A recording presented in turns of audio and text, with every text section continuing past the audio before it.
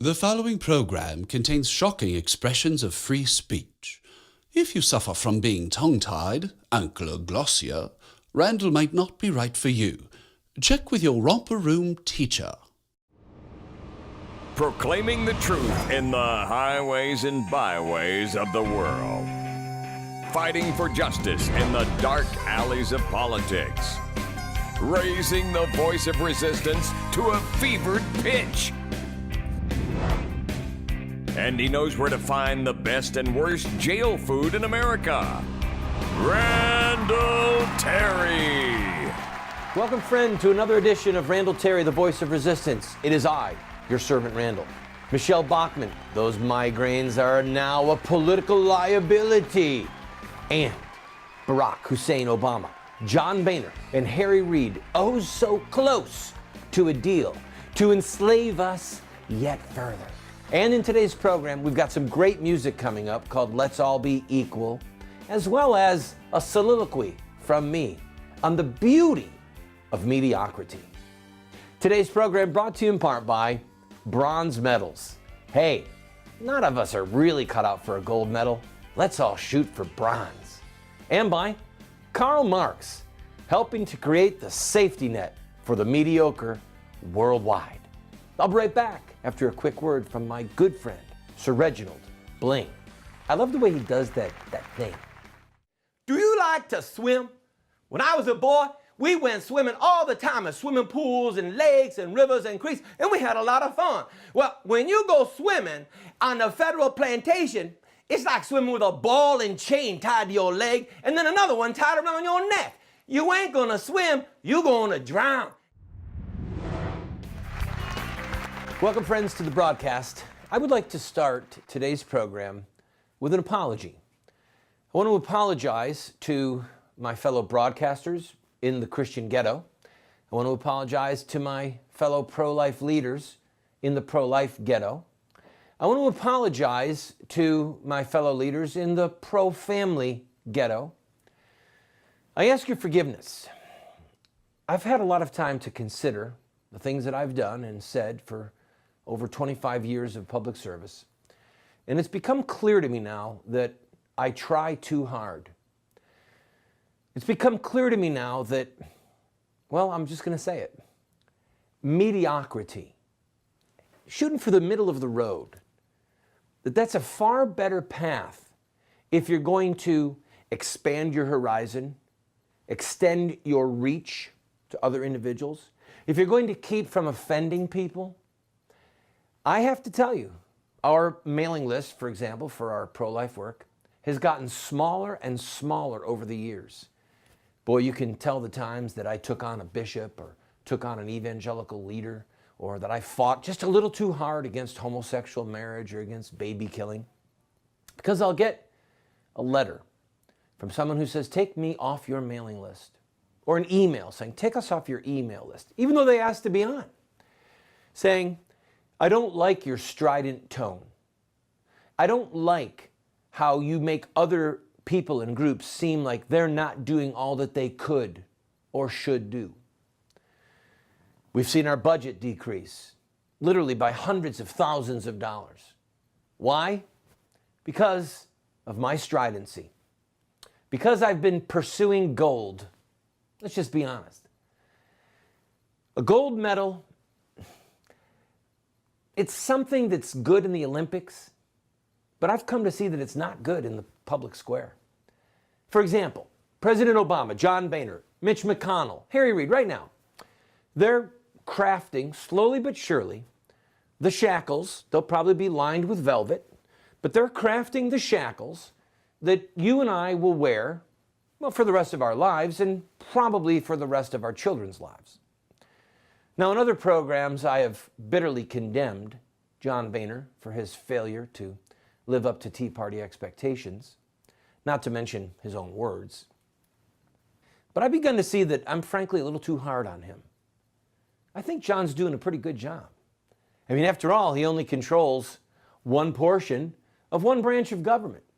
He's got to find middle road with a lot of people.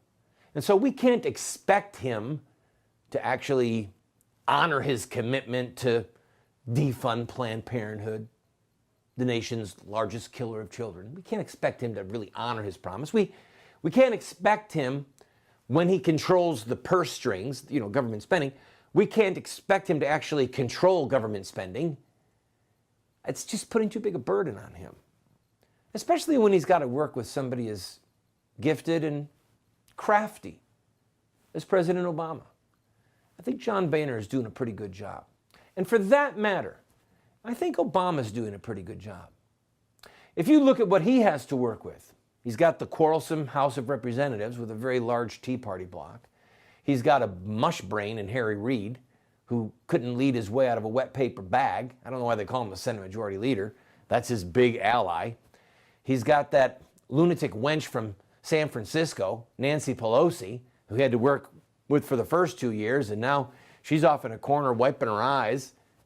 So if you look at all that President Obama has to work with, he's not doing that bad a job. I mean, after all, he's been able to crunch the numbers, and evidently we're not in a Great Depression. There's not a lot of people unemployed. Wall Street bounces back and forth, back and forth. The price of gold keeps going up, so that's a good thing. The price of silver is in a steady climb. We can give Obama credit for that.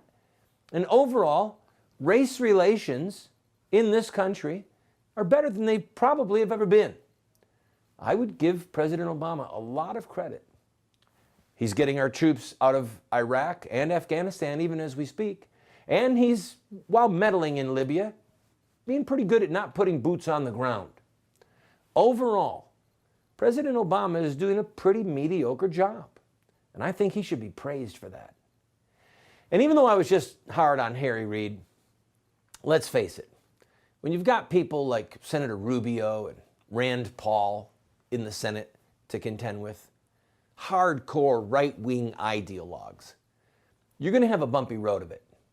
And when your counterpart in the Senate is somebody like Mitch McConnell, who has scrambled eggs for brains half the time, you can't blame Harry Reid that much for the mediocre sack of pusillanimous blah that he is, because after all, look what he has to work with.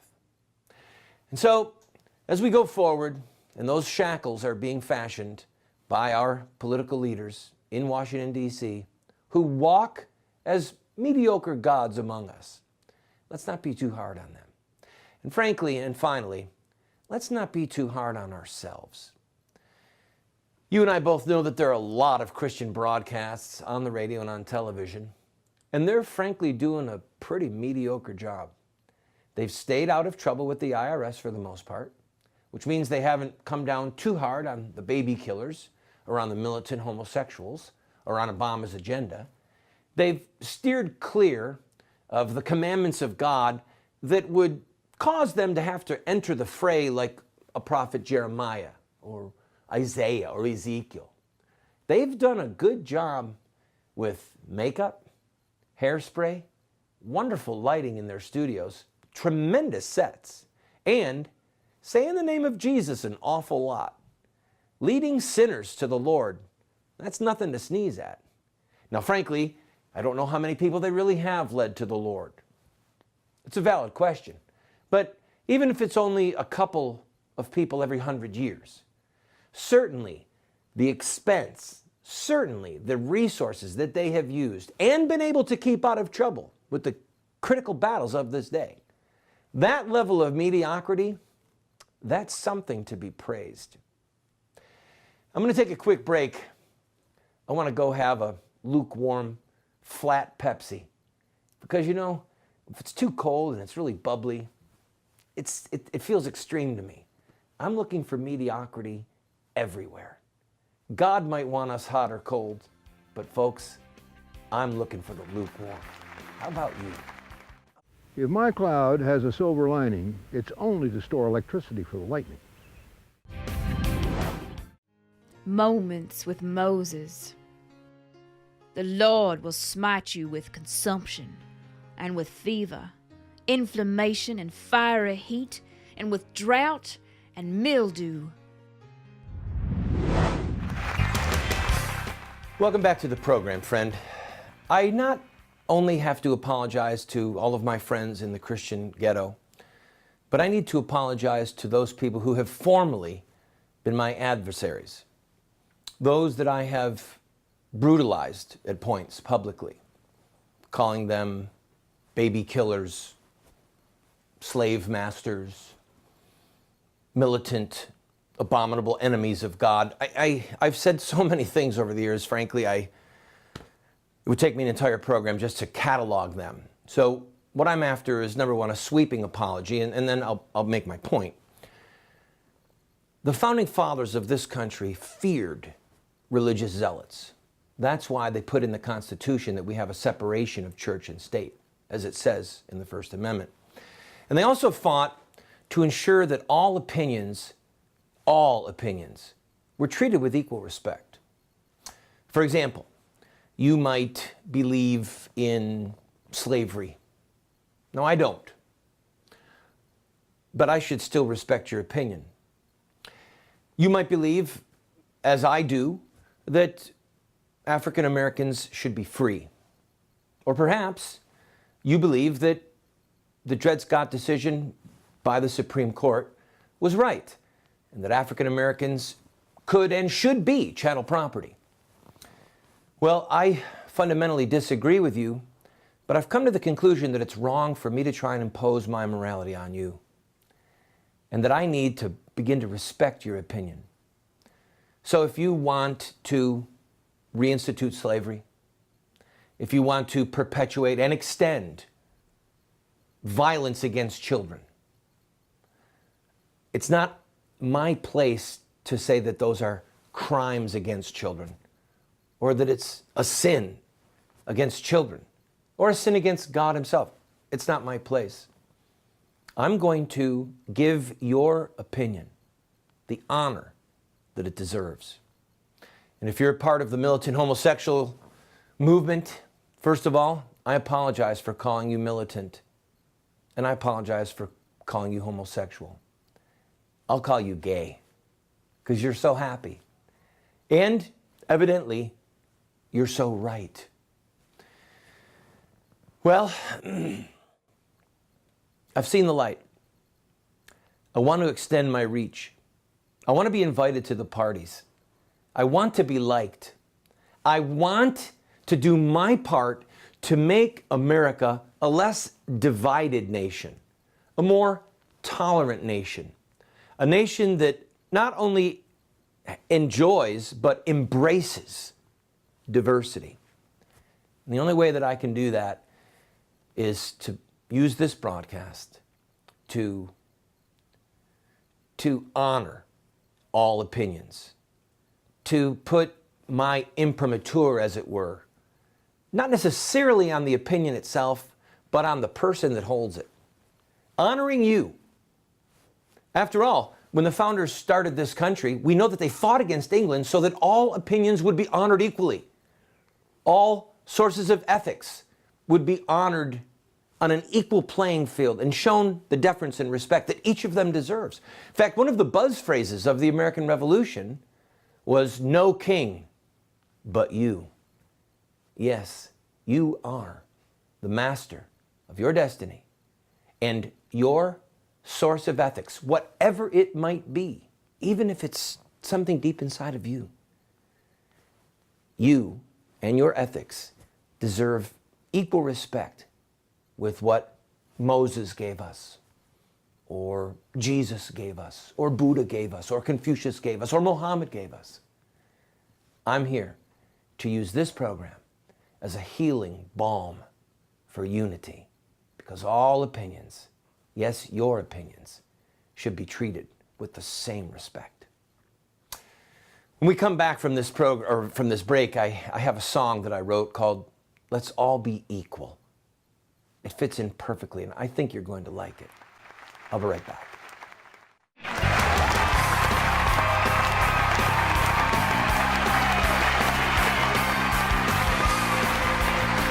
Randall Terry. Success cannot be guaranteed. There are no safe battles. Sir Winston Churchill. Welcome back to the program, friend.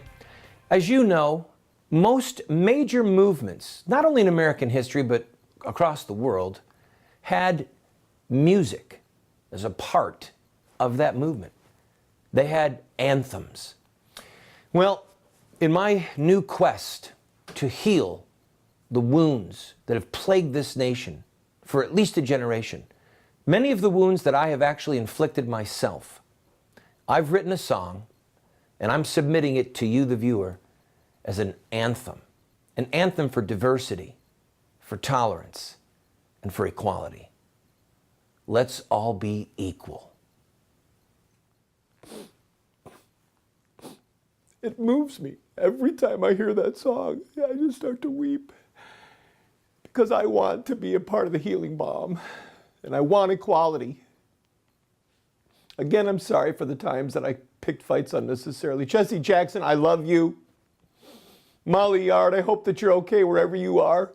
President Obama, I honor you. Eric Holder, you're the man. Nancy Pelosi, I always thought you were attractive and intelligent. I've got to take a quick break. When I come back, a word from one of our founding fathers.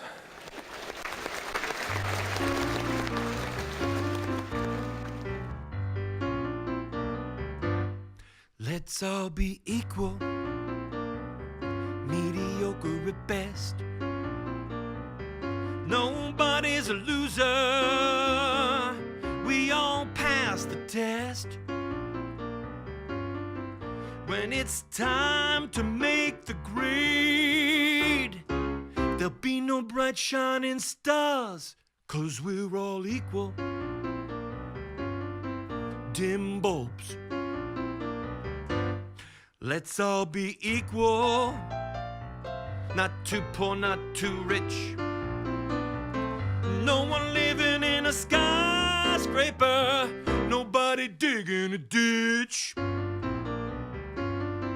You don't need nothing for no rainy day. What God gives, Obama takes away. So we're equal. We're all broke. Let's all be equal. No superheroes here, no good guys to save us, no bad guys to fear. Olympic gold is as good as mold. There ain't no difference when the story's told, 'cause we're all equal. Middle of the road. I wanna do a solo for all the mediocre out there.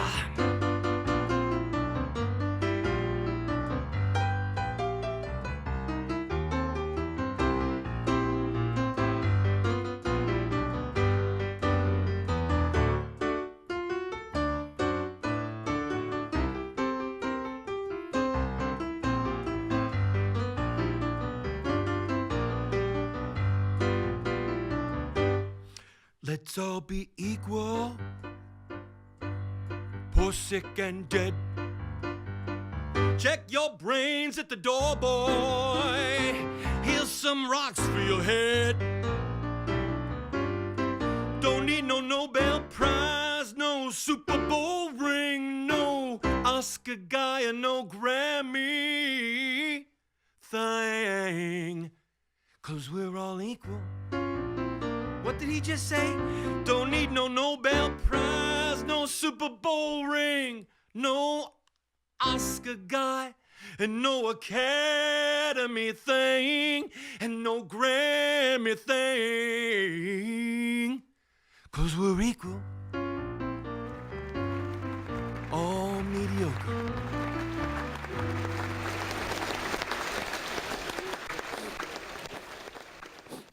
It moves me every time I hear that song. I just start to weep because I want to be a part of the healing balm and I want equality.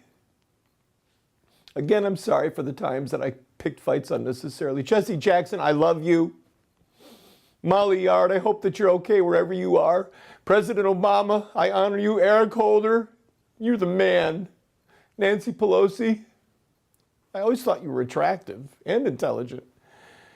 I've got to take a quick break. When I come back, a word from one of our founding fathers.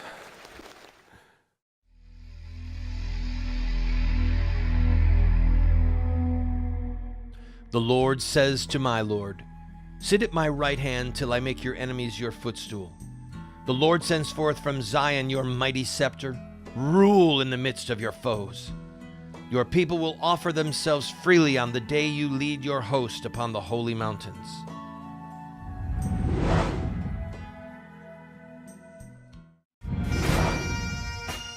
Samuel Adams said, if ye love wealth better than liberty, the tranquility of servitude better than the animating contest of freedom, go home from us in peace. We ask not your counsels or arms. Crouch down and lick the hands which feed you.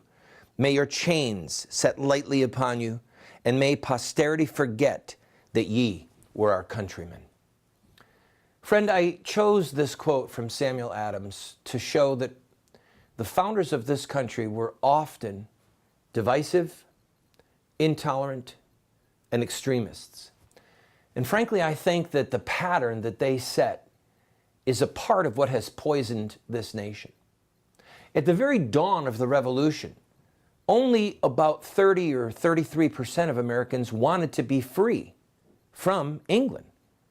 It was 2 to 1 that wanted to stay with the crown. And so what we had was a minority of rabble-rousers and zealots, men who wanted to force their political views on the rest of the country, who broke with the mother country and with the King of England. I think that all of us should take a moment and ponder the troubles that have come because of this break with England. The war, the bloodshed, the loss of treasure, and the loss of unity with our English brethren across the sea. We could all still be Englishmen, loyal to the crown, if it wasn't for the intolerance of these men.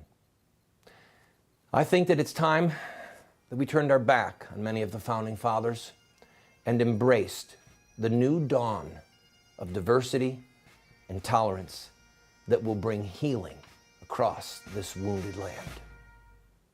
We're good? We're done? Okay. Help me! They're forcing me to say these things! Eric Holder, the Attorney General, is forcing me to say these things!